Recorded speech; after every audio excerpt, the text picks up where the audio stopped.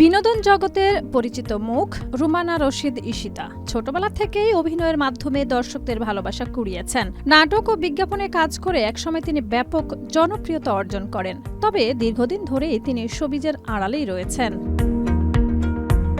ব্যক্তিজীবনে ঈশিতা দেশের শীর্ষস্থানীয় শিল্পগোষ্ঠী এসিআই লিমিটেডের ব্যবস্থাপনা পরিচালক আরিফ দৌলার স্ত্রী। এত প্রতিপত্তি ও গ্ল্যামারের মাঝেও তিনি বরাবরই নিজেকে প্রচারের বাইরে রাখতেই পছন্দ করেছেন। সম্প্রতি একটি পডকাস্টে অংশ নিয়ে নিজের জীবন দর্শন নিয়ে কথা বলেন এই অভিনেত্রী। ঈশিতার ভাষায় বিলাসিতা কিংবা আভিজাত্য তাকে কখনোই খুব একটা আকৃষ্ট করেনি। মাত্র ৮ বছর বয়সে তারকা খ্যাতি পেলেও সেটি তিনি কখনোই মাথায় চড়তে দেননি বলেও জানান। তিনি বলেন, মানুষের মেধা কিংবা অর্জন খুবই অনিশ্চিত।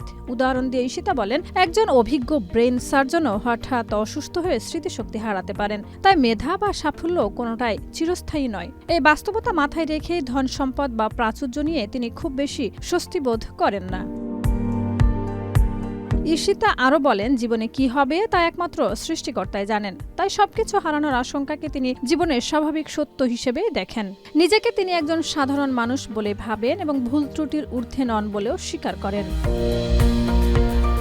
ইমদাদুল হক মিলনের রচনায় ও ফখরুল আবেদিনের পরিচালনায় দুজনে নাটকের মাধ্যমে অভিনয়ে যাত্রা শুরু করেন রুমানা রশিদ ঈশিতা। এর আগে ১৯৮৮ সালে জাতীয় মেধা অন্বেষণ প্রতিযোগিতা নতুন কুড়িতে শীর্ষ শিল্পী হিসেবে পুরস্কার পেয়ে পরিচিতি পান। অভিনয়ের পাশাপাশি তিনি চ্যানেল আই মার্কেটিং এক্সিকিউটিভ হিসেবে কাজ করেছেন এবং একটি বেসরকারি বিশ্ববিদ্যালয়ে শিক্ষকতাও করেছেন। পাশাপাশি নির্জন আড়ালে, স্বপ্ন স্বপ্নীল ও গোধূলি বেলায় সহ বেশ কয়েকটি নাটক পরিচালনাও করেছেন। ২০০৩ সালে তিনি আরিফ দৌলাকে বিয়ে করেন। এই দম্পতির একমাত্র সন্তান জাভির দৌলা।